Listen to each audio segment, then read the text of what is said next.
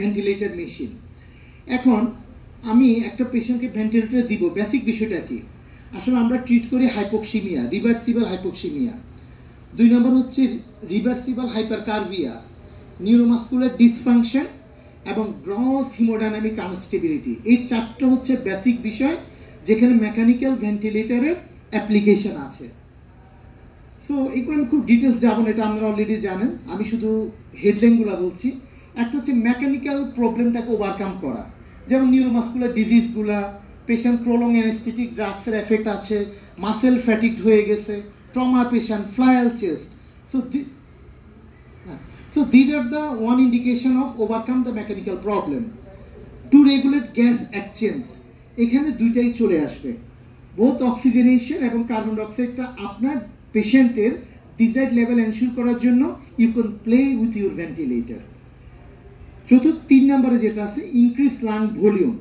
Patient সিওপিডির patient বা পেশেন্টের লাংসের কোনো সেগমেন্ট এমনভাবে ড্যামেজ আছে আপনাকে মনে হচ্ছে যে ভেন্টিলেশন এবং পারফিউশনের একটা মিসম্যাচ হচ্ছে, অ্যাচিভ হচ্ছে না, সেই ক্ষেত্রে এই ভিকিউ মিসম্যাচটাকে ওভারকাম করার জন্য আপনার ভেন্টিলেশনের কিন্তু অ্যাপ্লিকেশন আছে। এখন যে কোনো পেশেন্টকে যদি আমাকে ইনটিউবেট করতে হয়, ভেন্টিলেটর দিতে হয়, আমাকে নেওয়া হচ্ছে, বা একটা পেশেন্ট খুব গ্রসলি শকে আছে, সিভিয়ার হাইপোভলিমিয়া আছে, আপনাকে এয়ারওয়ে যেমন প্রোটেকশন করতে হবে, সাইড বাই সাইড রিসাসিটেশনটাও কিন্তু করতে হবে।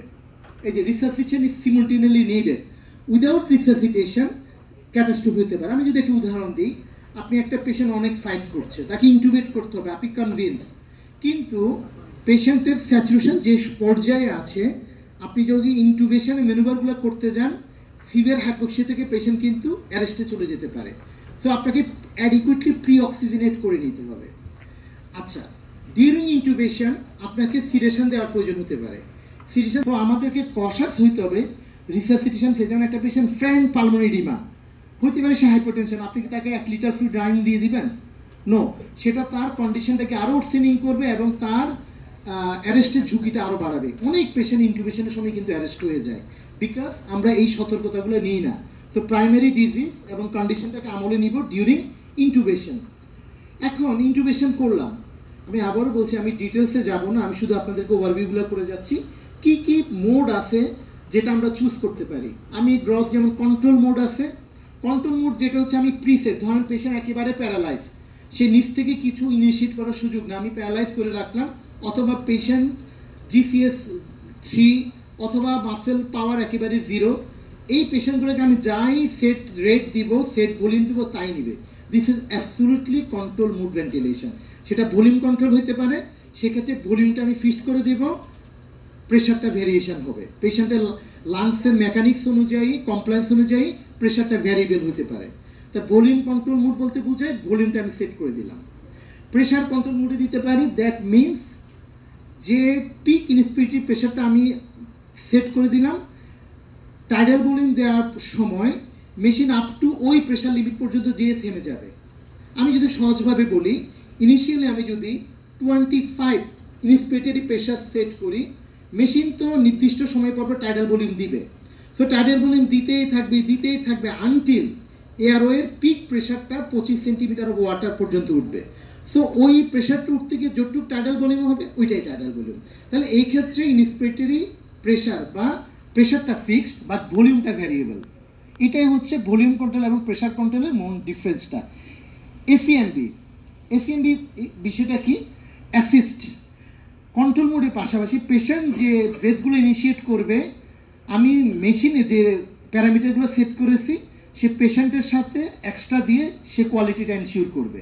মানে পেশেন্টও যে ব্রেথগুলো ইনিশিয়েট করবে সেগুলোকেও সে কোয়ালিটি ব্রেথ এনশিওর করবে। দিস ইজ এসিএমবি, এবং আমরা এটাই করি, একটা 100% এনশিওর করবো।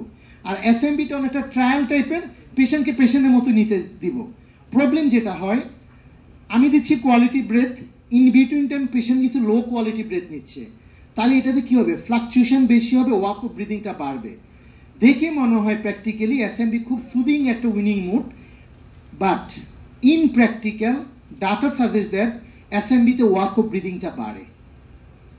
কি বাড়ে? ওয়াক অফ ব্রিদিংটা বাড়ে। তো ওই যে বলে না, আমি কিছু ধরে রাখলাম কিছু ছাড়লাম না, তো সেক্ষেত্রে যেরকম হয়, সো দেখবেন অ্যানেস্থেশিয়া ওনারা কিন্তু অ্যাসেম্বলি খুব প্র্যাকটিস করে, কিন্তু এটা আসলে ইন প্র্যাকটিক্যাল আমরা অ্যাসেম্বলিটা এখন অলমোস্ট অবসলিট। দেওয়া যাবে না এমন কোনো কথা নেই, মাঝে মাঝে আমরা দিই, বাট এটা ওয়াইডলি ট্রায়াল মোড হিসেবে আমরা ব্যবহার করি না, কারণ ওয়ার্ক অফ ব্রিদিং বাড়ে, পেশেন্টের উইনিংয়ের সময় অনেক বেশি লাগে। ওই যে মথুর স্যার বললো দেখি না যদি না, এটা তো উইনিংটা ডিলে হয়। 3 নম্বর হচ্ছে স্পন্টিনিয়াস ব্রিদিং। প্রেশার নিবে, আমি ইন্সপিরেশনের সময় একটা প্রেশার সাপোর্ট দিতে পারি, অনেক সময় কিছু ম্যান্ডেটরি এর দিলে তো সেটা হয়ে গেল। মোট কথা স্পন্টিনিয়াসলি নিবে, কিন্তু সেটাকে আমি একটু কোয়ালিটিটা বাড়ায় দিতে পারি, একটু প্রেশার সাপোর্ট দিতে পারি, কিছু প্যারামিটার পিপ দিতে পারি। এগুলো দিয়ে ইন্সপিরেশন এক্সপ্রেশন দুইটা ফেজেই পেশেন্টকে ফার করি। ওখানে আমি খবরদারি করি না, ওইখানে আমি ওকে আগেই কিছু টাকা পয়সা দিয়ে দিছি, তুমি তোমার মতো খরচ করো, কিন্তু টাকাও দিলাম আবার খবরদারি করলাম, ড্রোন লাগিয়ে দিলাম, তাহলে কিন্তু তার ওই স্বাধীনতাটা থাকবে না। তো এটা ভালো ট্রায়াল হবে না অ্যাসেম্বলিতে। Rather spontaneous is more better trial option in terms of weaning. আচ্ছা, কি কি প্যারামিটার সেট করি? টাইডাল ভলিউম, তারপরে যেটা অলরেডি আপনারা জানেন প্রতি ব্রেথে কতটুকু সে বাতাস নিবে, পিক ইন্সপিরেটরি প্রেশার, এটাও বলা হয়েছে, ইন্সপিরেটরি টাইম। আমরা যদি ধরেন 12টা রেট সেট করি 1 মিনিটে, প্রতিটা রেসপিরেটরি সাইকেলের জন্য সে 5 সেকেন্ড পাচ্ছে, তাহলে 5 সেকেন্ড যে আমরা একটা পেশেন্টকে যখন মেকানিক্যাল ভেন্টিলেটর দেই কী কী প্যারামিটার সেট করতে, যার ভেন্টিলেশন মানে আপনাদের ভেন্টিলেশন কী বলে আপনার অ্যালভিউলার ভেন্টিলেশন। মেকানিক্যাল ভেন্টিলেটর 2টা প্রাইমারি উদ্দেশ্য, একটা হচ্ছে অক্সিজেনেশন আর একটা হচ্ছে ভেন্টিলেশন, তাই না? একেবারে ডিফারেন্ট অক্সিজেনেশন অ্যান্ড ভেন্টিলেশন। তো অক্সিজেনেশন, প্রথমে ধরেন অক্সিজেনেশনের জন্য আমাদের এয়ার রিক্রুট করতে হবে, তাই না? বাতাস যেতে হবে, সোজা কথা। তো এখন আমরা কয়েকটা জিনিস সেট করি, একটা তো হচ্ছে টাইডাল ভলিউম, কতটুকু বাতাস দিব। তো রবিউল তুমি বললা যে তাহলে টাইডাল ভলিউম 2ভাবে সেট করতে পারি আমরা। একটা আসলে আমরা প্রথমে টার্গেট চিন্তা করবো এই পেশেন্টের মিনিট ভেন্টিলেশন কত হইতে পারে, এটাও কীভাবে বুঝবো? আসলে দিয়ে বুঝবো। প্রথমে একটা আন্দাজ করব, করে সেট করব, করে তারপরে আধা ঘন্টা 1 ঘন্টা পরে ব্লাড গ্যাসে আমি রেসপন্স দেখব, দেখে তারপর, তাই না? তাহলে মিনিট ভেন্টিলেশনের জন্য টাইডাল ভলিউম লাগবে, মিনিমাম টাইডাল ভলিউম একটা, যদি ধরেন একটা হেলদি পেশেন্ট হয় তাহলে তার ধরেন 6 ml per kg। আমার ছোট ভাই যেখানে আছে, মানে এটার এক পাশে হচ্ছে বাইরের দিকে থাকে আর ইন্টারনাল থাকে, তাই না? হিট অ্যান্ড ময়েশ্চার ট্র্যাপ হয়, যাতে কন্ডিশনিং অফ দ্য এয়ার, আমরা তো যখন শ্বাস নিই নেস্ট্রেল দিয়ে যাওয়ার সময় হিউমিডিফাইড হয় এবং ফিল্টার হয়। তো এইটা সাধারণত আমাদের যে লিপের মধ্যে রাখি, এই যে লেগে আছে না এখান থেকে, তো এইটা জাস্ট যাওয়ার সময় এখানে এমনভাবে আছে হিট ময়েশ্চার ট্র্যাপ হয় এবং এয়ারওয়ে অ্যাডিকুয়েটলি এটা। এখন এটা কিন্তু আসলে আমাদের একটা নির্দিষ্ট হাফ লাইফ আছে এবং এটা খেয়াল করতে হবে, এবং এটাও চেঞ্জ করাটা টাইমলি চেঞ্জ করা বা এটা দেয়া না দেওয়ার উপরে আউটকামটা অনেক নির্ভর করে। হ্যাঁ, তো আর্টিফিশিয়াল নোজের কাজ এটা করে আর কি।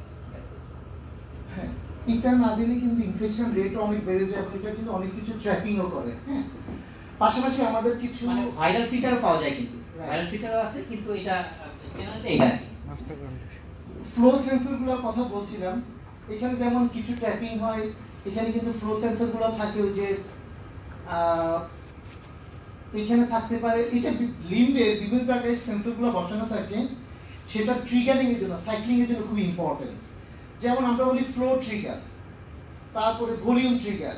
এখন মেশিন যখন একটা সাইকেল দেয়, এই বাতাসের প্রবাহের ফ্লাকচুয়েশনটা সে সেন্স করে। সাপোজ পেশেন্ট একটু রেসপিরেটরি এফোর্ট দিল, তাহলে কিন্তু ফ্লোতে একটা ফ্লাকচুয়েশন হবে। মেশিন কিন্তু এটা সেন্স করে, সে বুঝতে পারে যে পেশেন্ট এখন শ্বাস দিচ্ছে, তখন সে ওটার সাথে অ্যাডজাস্ট করে নেয়, যেটা আমরা 4th জেনারেশন ভেন্টিলেশনে বললাম। সেক্ষেত্রে কি হবে, ভেন্টিলেটর এবং পেশেন্ট এর বাইরে এখানে আছে ডিভাইস, আরো কিছু ছবি সামনে আছে। এটা হচ্ছে টিপিক্যাল একটা আমাদের ভেন্টিলেটরের ডিসপ্লে। আমরা এখানে দেখেন যে প্যারামিটারগুলো সেট করি, কম বেশি সব ভেন্টিলেটর বেসিক বিষয় এরকম, নিচের বারে অথবা ডান পাশের বারে হচ্ছে আপনি যে প্যারামিটারগুলো সেট করবেন সেটার একটা চিত্র। এখানে অ্যালার্ম সেটআপে দেখেন যে কারেন্ট অ্যালার্ম, আমি এখানে ক্লিক করলাম, অ্যালার্ম সেটআপের রেঞ্জগুলো দেওয়া আছে। সেটাও কিন্তু প্রথমে যখন ভেন্টিলেটর সেট করবেন এই প্যারামিটারগুলো সেট করবেন, যে প্যারামিটার কত বেশি বা কম হলে আপনাকে মেশিন সতর্ক করবে। এটা আমি আলাদা একটা স্লাইডে দেখাবো। এটা হচ্ছে গ্রাফিক্স, বিভিন্ন লুপ এবং পেশেন্ট যদি কোনো অ্যাসিনক্রনি হয় এই লুপগুলো দেখে আমরা চার্টগুলো দেখে কিন্তু সেখান থেকে আইডিয়া পেতে পারি এবং বিভিন্ন কমপ্লায়েন্স দেখা থেকে শুরু করে সবগুলো প্যারামিটার কিন্তু এই গ্রাফ থেকে আমাদের কিন্তু অ্যাচিভ করা সম্ভব। তো এই মাঝখানের গ্রাফিক্যাল প্রেজেন্টেশনটার জন্য আলাদা আমাদের একটা সেশন আছে, ডক্টর তারিকুল হামিদ দিবেন, উনি বিস্তারিত সেখানে বলবেন। উপরে যে বারটা সেখানে হচ্ছে অ্যাচিভ প্যারামিটারগুলা, এটা হচ্ছে সেট প্যারামিটার, উপরটা হচ্ছে অ্যাচিভ প্যারামিটার। তো আমি একটু উদাহরণ দিই, সাপোজ আপনি টাইডাল ভলিউম সেট করলেন 500, তাহলে তার মানে ইনস্পিরেশনের সময় মেশিন 500 টাইডাল ভলিউম দিয়ে দিবে। এখন আপনাকে আবার এক্সেল টাইডাল ভলিউমটাও দেখতে হবে, দুটোর মধ্যে আপনি কত গ্যাপ অ্যালাউ করবেন।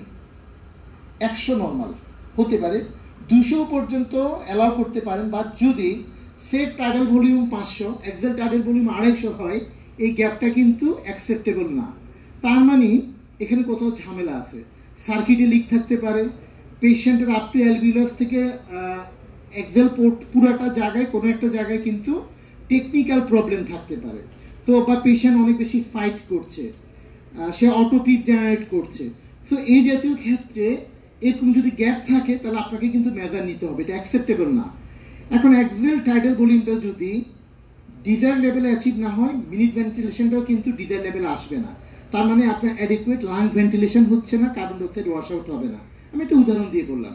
সো আপনার ডিজায়ার্ড মিনিট ভেন্টিলেশনটা অ্যাচিভ হচ্ছে কিনা, এক্সেল টাইডাল ভলিউমটা অ্যাচিভ হচ্ছে কিনা, পিক এয়ারওয়ে প্রেশারটা কত হচ্ছে, প্ল্যাটো প্রেশারটা যদি আমরা ইনস্পিরেটরি হোল্ড করি কত হয়, এই বিষয়গুলো কিন্তু অ্যাচিভ প্যারামিটার, যেটা আপনি উপরে বারে দেখতে পারেন। তো এটা আমাদেরকে সতর্কতার সাথে দেখতে হবে যে সেটের সাথে এটার ডিফারেন্সটা কতটুকু।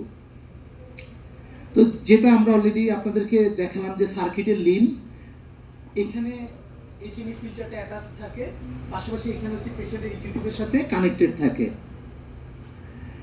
এটা হচ্ছে একটা আলাদা হিউমিডিফায়ার, এখানে কিন্তু ময়েশ্চার করা যায়, আমরা বাতাসটাকে কিন্তু হিট এবং ময়েশ্চার করা যায়। এটা একটা ফ্লো সেন্সার যেটা সার্কিটের মাঝখানে থাকে, আপনারা যেটা ডান পাশে দেখতে পাচ্ছেন, যেখানে সার্কিট ফ্লোটা মেজার করা সম্ভব। এটা বিভিন্ন ওয়াই কানেক্টর, ক্যাথেটার মাউন্ট, যেটা সার্কিটে আমার লাগানো থাকে। সো